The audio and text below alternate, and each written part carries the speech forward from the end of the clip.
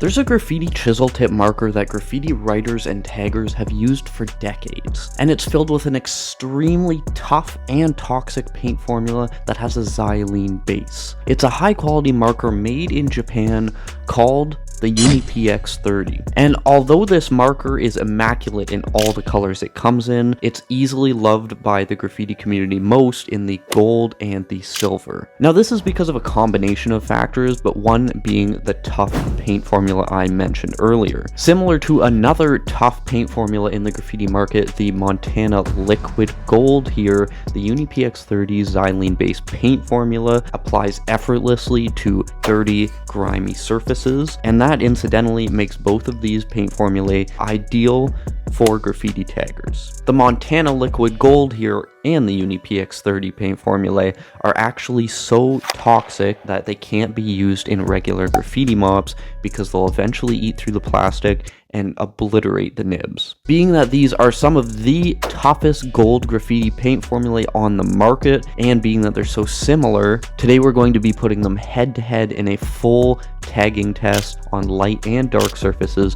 to see which one is better.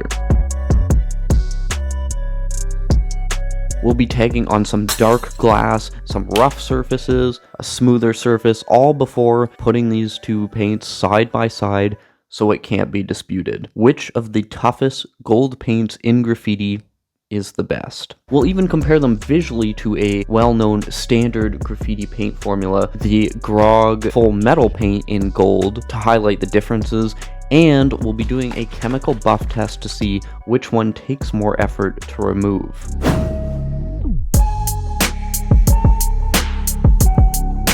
Japanese companies such as Mitsubishi Pencil Company, which makes these PX30s here, they've been known for making high quality markers and valve systems for a long time. Other Japanese markers such as the Pentel Shorty White here are so good that even though they're designed for industrial use and one-time use, they're so good that graffiti writers refill them and use them over and over again. If you want to see how we modded this one to be a chisel tip instead of a bullet tip, you can check the video in the corner or the description because that was a lot of fun. But other Japanese markers such as, you all know, Magic Ink, are so good that even though this thing was designed in 1953, they're still used and loved by graffiti artists, graffiti writers, sketchbook artists still today. So when these PX30s came out, it wasn't hard to convince graffiti writers and taggers to try them out at all, right? But which of these is actually more affordable? That might be something you guys want to know. Well, the UniPX30 Gold here, you can pick one up for about $7.69 Canadian right now, and you get this beautiful, technically perfect marker and valve system, metal body with some paint in it. If you're wondering how much paint comes in these, when we were doing our UniPX30 Silver video, we opened one of these up, and honestly, they come about this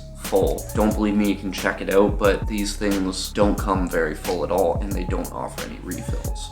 The Montana Liquid Gold, on the other hand, comes in these beautiful 200 milliliter refills, and they're selling right now for about 15 Canadian dollars a piece. So we are kind of comparing apples to oranges here. One, you're getting a marker with some paint, the other you're getting just the paint, no marker. Incidentally though, the Grog full metal paint refills that I showed earlier sell right now for about $16.69, and these are a much less tough paint formula. But that makes both of these look pretty good if you keep in mind how strong the formulae are in them. But let's get these into some mops so we can start throwing some tags up side by side and comparing how they all tag. Perfect.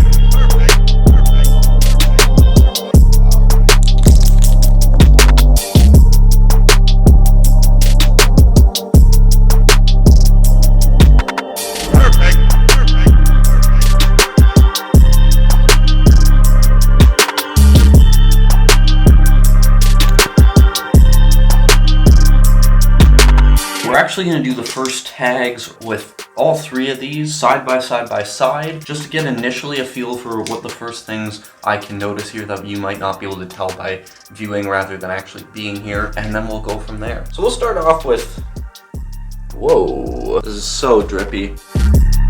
Like, what is going on here?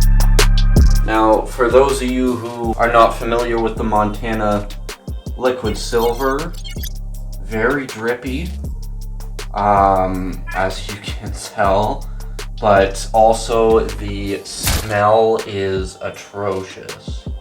That's gonna be really the first thing that you notice using it yourself there. Generally don't use this indoors. But yeah, very solid formula. The opacity is looking good. I'll give you some shots of just how much base compared to pigmentation is in there, because there's not much at all in terms of the pigmentation. It's like an 80-20 split there. But let's get the PX30 gold up next to it just to see how they visually compare here. Let's get Stoke up here. Stoke 14 asked for a hit off.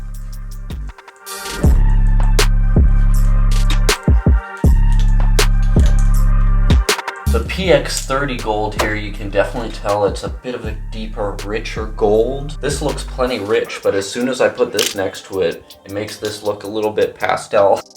So this stuff is a serious gold. Very, very nice. The nib is still quite hard. I didn't fray it up or anything. I hate writing with these hard nibs like this, so it's gonna take me a little bit to get in stroke with these, if you will. We've got this Grog squeezer here. It was pretty much an empty old one that I had that was filled with originally this orange. So there's not much really orange left in it. So we just filled it up with this gold. We're gonna see how this visually looks compared to these other two kind of harsher formulae here. Let's give Zero a shout out. Zero wanted to hit up in the next video. Mop is gonna struggle a little bit here.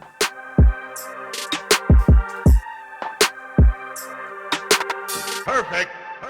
Now, I don't know if you guys can tell, but this Zero tag is a much darker looking gold. That actually has less to do with the formula and more to do with the age of the formula. What you'll find is that any metallic formulae, they age really poorly. They start to darken up when they get older and they just lose a bit of that lustrousness. So that's more mainly why this is darker, but I'm trying to give you guys a visual between these three different formulae.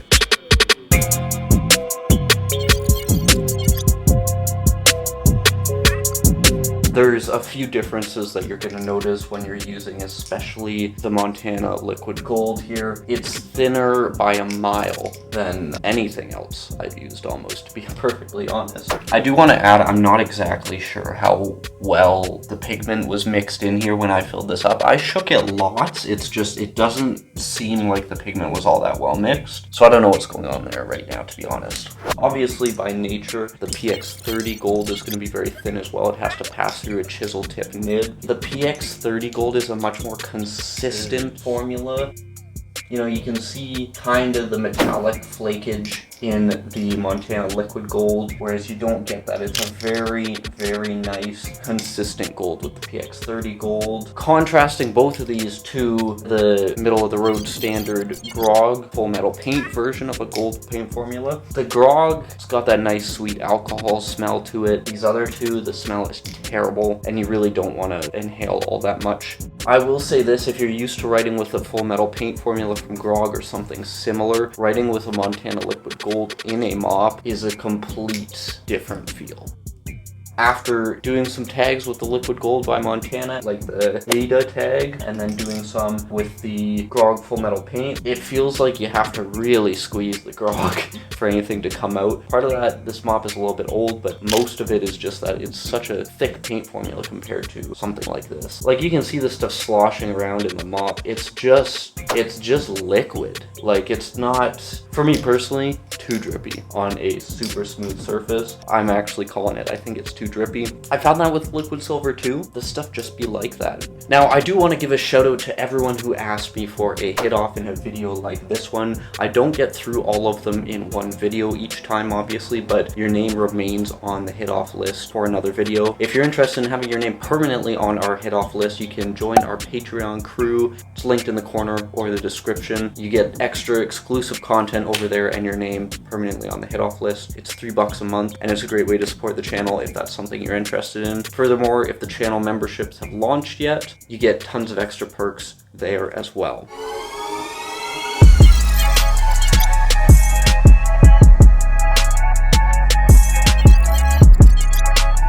So with this painted rough surface here, I didn't know if it was gonna help or hurt the Montana liquid gold formula here, because what I've found so far is it feels like a very rudimentary formula in the sense that, you know, it separates really quickly. It's not all that consistent. I know we're using it in a mop and that's not what its intended use is necessarily, but like, we're graph writers, right?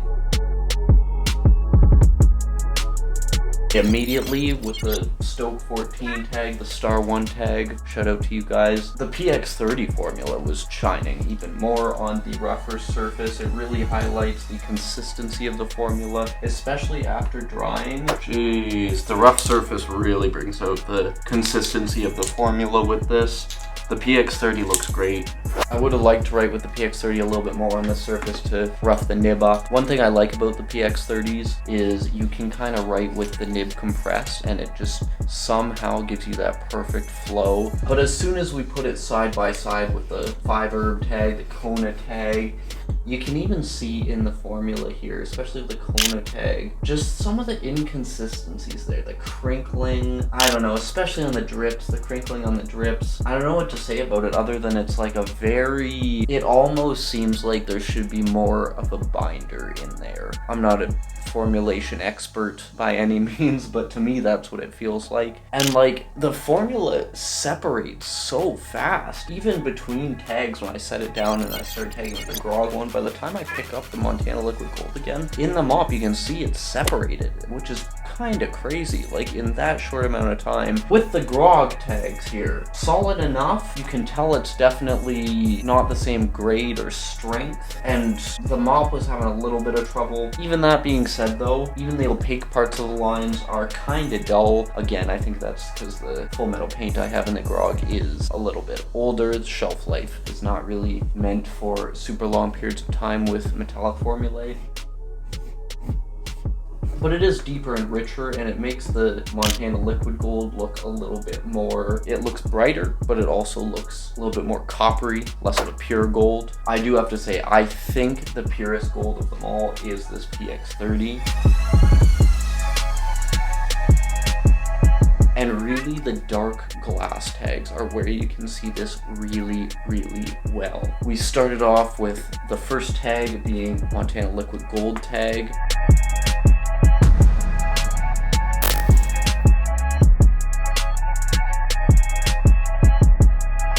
It looks the best on that dark surface and on that glass. You can see very pure there.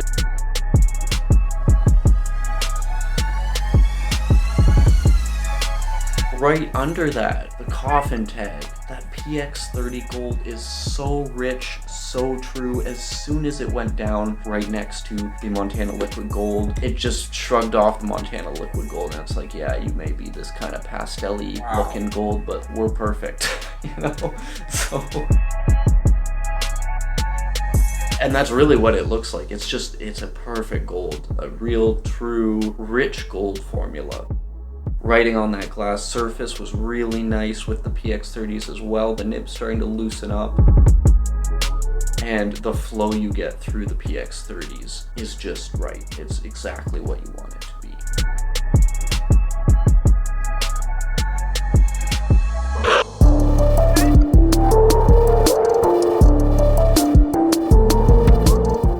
Under that, we put a Grog tag just to compare the two. Again, you're seeing each of these golds have a separate color to them. It's very individualized by formula. But I'm giving you guys a good look at all three of them here because you guys can see what you think of each one. And with all of these shots of those glass tags, it just makes me more excited to do the black surface side-by-side test, because I think that's really where we're going to see some most obvious crazy differences between this formula and the PX30 and the Grog.